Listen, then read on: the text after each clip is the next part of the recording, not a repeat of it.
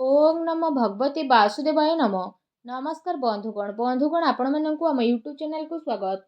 बंधुगण आज भिडियो में जानिबा आगामी 3 दिन आपणकर किपरि कटिबो, केउ प्रकार आगामी 3 दिन को आपण प्लानिंग करिवे से सब विषय रे आमे आज भिडियो रे पूरा विस्तार पूर्वक भाबे जानिबा। तेणु भिडियो को लास्ट पर्यंत निहाती देखंतु। मने रखंतु निजको भावनात्मक रूप से सबुबेले मजबूत करी रखंतु। एहा द्वारा आपण आपणकर गतिविधि को बहुत बढ़िया रूप से गोटे स्थिति रे नहीं पहुंची पारिबे। विद्यार्थी तथा युववर्ग निजर मनोबल आउ आत्मविश्वास को बनैकी रखंतु। कौनसी प्रतिस्पर्धा संबंधित क्षेत्र में सफलता मिलिबार पूरा संभावना रही। अतिरिक्त कार्यभार कारणरू आपणक व्यक्तिगत कार्य रे रोकावट मध्य आसी पारे। सेथिपाई व्यवस्थित दिनचर्या रखंतु। ए समय रे पिलांको सह निजर टाइम को स्पेंड करंतु तथा निजर समस्या को सुलझेबारे योगदान दियंतु। अटके थिबा पैसा को सावधान सह सुलझेबे। बिजनेस कार्य पूरा हेबा कारणरू प्रोब्लेम मध्य आसी पारे। ता सहित कोनोसी अनुभवी बा राजनीति व्यक्ति को सहाय्य नेबा आपणक पई फायदामान रहइबो। ता सहित ए समय रे कोनोसी प्रोब्लेम आसीबा कारणरू कोनोसी फ्रेंड्स को परामर्श आपणक पई बहुत भलो रहइबो। वैवाहिक संबंध मधुरपूर्ण रहइबो। लव पार्टनर को सह संबंध रे घनिष्ठता बढ़िबो। स्वास्थ्य रे अलस्वामी कारणरू अलस्वामी बा थकापुणा आपण को अनुभव होई पारे। ता सहित अधिक आराम नेबार ए दिन रे आवश्यकता रही। कौनसी परिश्रम को आपण बहुत सरल सह हासिल करेंगे। से भूल ए दिन रे आदौ भी आपण करंतु नहीं। मानसिक आकस्मिक सुख शांति मध्य अनुभव हेबो। पिला माने निजर पाठपढ़ा प्रति एकाग्र चित्त रहिबे। दिनर उत्तरार्धरे ग्रहर स्थिति किछि एपरि बनुछि कि नकारात्मक परिस्थिति रे किछि एपरि भूल करंतुनी, नहले परे आपनको बड़ प्रोब्लेम फेस करबा पई पड़ी पारे। ता सहित जदि कहिबा चिंता रे आपण प्रयास करबा पई ट्राई करंतु। कोनोसी कारणर उचित इन्फॉर्मेशन न मिलबा कारणरू कोनोसी बड़ धरणर ऑर्डर आपणक हातरू जाई पारे।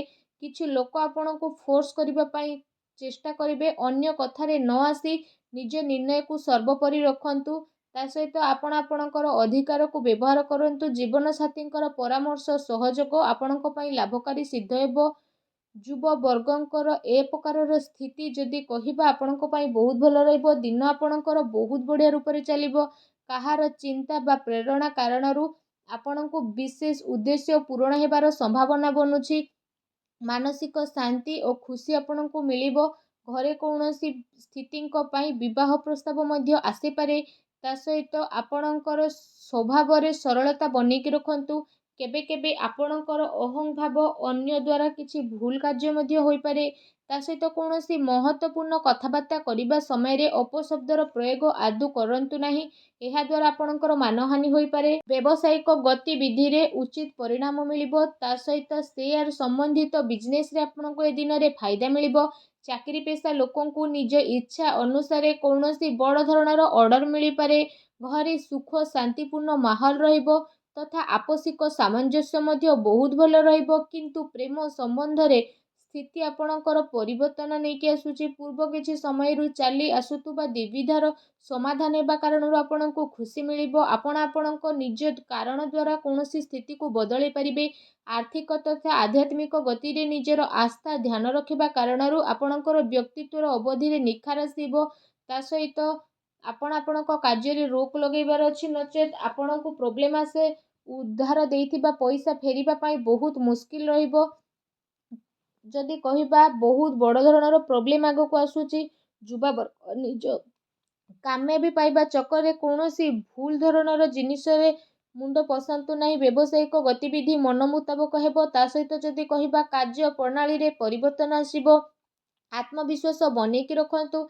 किछि लोक प्रतिस्पर्धा कारणरू आपणक पई मुश्किल आनी पारंती।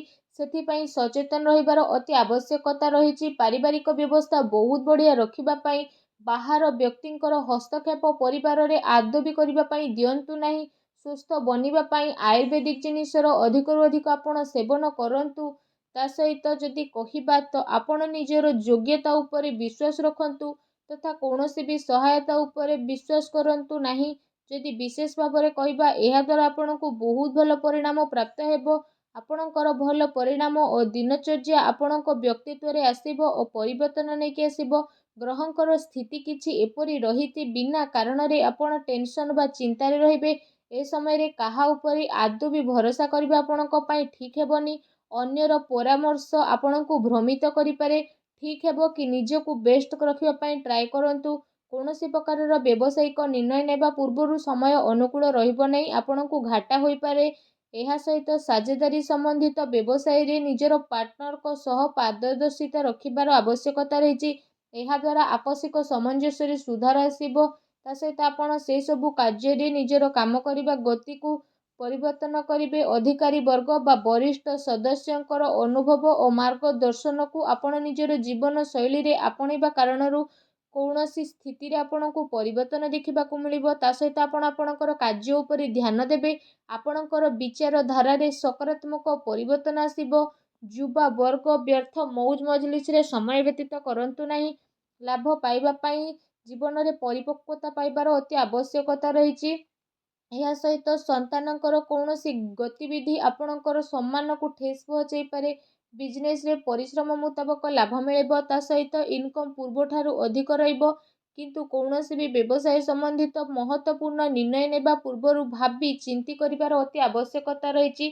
ଚାକିରି ପେଶା ବ୍ୟକ୍ତିଙ୍କୁ ନିଜ କାମରେ ଅଧିକ ଧ୍ୟାନ ଦେବାର ଆବଶ୍ୟକତା ରହିଛି। ପତି ପତ୍ନୀ ସମ୍ବନ୍ଧକୁ ମଧୁର ବନେଇକି ରଖିବେ। ଆପୋଷିକ ତାଳମେଳ ରହିବା ବହୁତ ଭଲ ଆପଣଙ୍କ ପାଇଁ ରହିବ। କୌଣସି ବିଶେଷ ବ୍ୟକ୍ତିଙ୍କ ଦ୍ୱାରା ପ୍ରଭାବିତ ହୋଇ ଆପଣ ଆପଣଙ୍କ ଦିନଚର୍ଯ୍ୟାରେ କିଛି ପରିବର୍ତ୍ତନ ଆଣିବା ପାଇଁ ଚେଷ୍ଟା କରିବେ। ତଥାପି କିଛି କାର୍ଯ୍ୟକୁ କରିବାରେ ଆପଣଙ୍କର ଧ୍ୟାନ ମଧ୍ୟ କେନ୍ଦ୍ରିତ ହେବ। ଆପଣ ଏମିତି କିଛି ନିର୍ଣ୍ଣୟ ନିଅନ୍ତୁନି ଯାହାଦ୍ୱାରା ସ୍ଥିତି ଆପଣଙ୍କ ପାଇଁ ପରିବର୍ତ୍ତନଶୀଳ ହେବ। କୌଣସି ସମ୍ବେଦନଶୀଳ ବ୍ୟକ୍ତିଙ୍କ ହସ୍ତକ୍ଷେପ କାରଣରୁ ଆପଣଙ୍କ କାର୍ଯ୍ୟରେ ବହୁତ ବାଧା ଆସିବ। କେବେ କେବେ ଆପଣଙ୍କର ରାଗ ଆଉ ଜିଦ୍ ଏସବୁ ଆପଣଙ୍କର ପାରିବାରିକ ବ୍ୟବସ୍ଥା ଉପରେ ପ୍ରଭାବ ପକାଇପାରେ। ସକାରାତ୍ମକ ବନେଇ ରଖିବା ପାଇଁ ଆପଣ ଚେଷ୍ଟା କରନ୍ତୁ।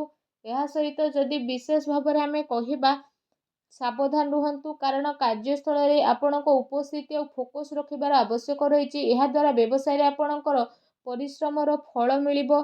ଚାକିରି ପେଶା ବ୍ୟକ୍ତି ବିଶେଷଙ୍କୁ କାମର ଅଧିକତା ରହିବ। ଏହା ସହିତ ଯଦି କହିବା, ପାରିବାରିକ ସଦସ୍ୟଙ୍କର ବ୍ୟକ୍ତିଗତ ଦିନଚର୍ଯ୍ୟାରେ ରୋକଠୋକ କରନ୍ତୁ ନାହିଁ।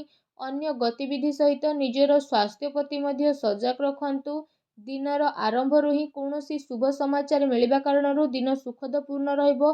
କୌଣସି ଭଲ କାର୍ଯ୍ୟ ଆରମ୍ଭ କରିବା ଦ୍ୱାରା ଯଦି କହିବା, କାମ କାର୍ଯ୍ୟ ତଥା ପାରିବାରିକ ଜିମ୍ମେଦାରୀ ଭିତରେ ତାଳମେଳ ବନେଇକି ଆପଣ ରଖିବେ। ଏହା ସହିତ ଯଦି କହିବା, କିଛି ଜିନିଷ ବନେଇବାରେ ଆପଣ ସଫଳ ରହିବେ। ବ୍ୟବସାୟିକ ଗତିବିଧି କାରଣରୁ ଯଦି ଆପଣ ଯୋଗ୍ୟତା ଆଉ ପରିଶ୍ରମ ଦ୍ୱାରା ଆର୍ଥିକ ସ୍ଥିତିକୁ ବନେଇକି ରଖିବେ। ମାର୍କେଟିଂ ସମ୍ବନ୍ଧିତ ଗତିବିଧି ଉପରେ ଅଧିକ ଧ୍ୟାନ ଦେବାର ଆବଶ୍ୟକତା ରହିଛି। ଲାଭଦାୟକ ସ୍ଥିତି ବନିବ, ଯାହା ଭବିଷ୍ୟତରେ ଆପଣଙ୍କର କାମରେ ଆସିବ। ସେଥିପାଇଁ ଯଦି କହିବା, ଯେଉଁ କାମ ପାଇଁ ଆପଣ ପ୍ରୟାସ କରୁଥିଲେ ଏବେ ସେହି ସବୁ ସମ୍ବନ୍ଧିତ ଖୁସି ଖବର ଆପଣଙ୍କୁ ମିଳିପାରେ। କିନ୍ତୁ ଅନ୍ୟ ଉପରେ ଆଶା ରଖିବା ଠାରୁ ଆପଣ ନିଜର ଯୋଗ୍ୟତା ଉପରେ ବିଶ୍ୱାସ ରଖିବାର ଅତି ଆବଶ୍ୟକତା ରହିଛି। ଏହାଦ୍ୱାରା ଆପଣଙ୍କର ମନୋବଳ ବଢ଼ିବ। ପ୍ରପର୍ଟି ସମ୍ବନ୍ଧିତ ମାମଲାରେ କୌଣସି ସମସ୍ୟା ଆପଣଙ୍କ ସାମ୍ନାରେ ଆସିପାରେ। କୌଣସି ପ୍ରକାରର ଉଧାର ସମ୍ବନ୍ଧିତ ନେଣଦେଣ ଏ ସମୟରେ କରନ୍ତୁ ନାହିଁ, କାରଣ ବଡ଼ ମୁସ୍କିଲ ହେବ। ଯୁବା ବର୍ଗ ଫାଲତୁ କଥାରେ ଧ୍ୟାନ ନ ଦେଇ ନିଜ କାର୍ଯ୍ୟ ଉପରେ ମତଲବ ରଖନ୍ତୁ। ବ୍ୟବସାୟରେ ଯଦି କହିବା, ଆପଣଙ୍କୁ ବଡ଼ ପ୍ରୋବ୍ଲେମ୍ ଆସିପାରେ, ତେଣୁ ସାବଧାନ ରୁହନ୍ତୁ। ଅନ୍ୟ କଥାରେ ଆଦୌ ମୁଣ୍ଡ ପୁରାନ୍ତୁ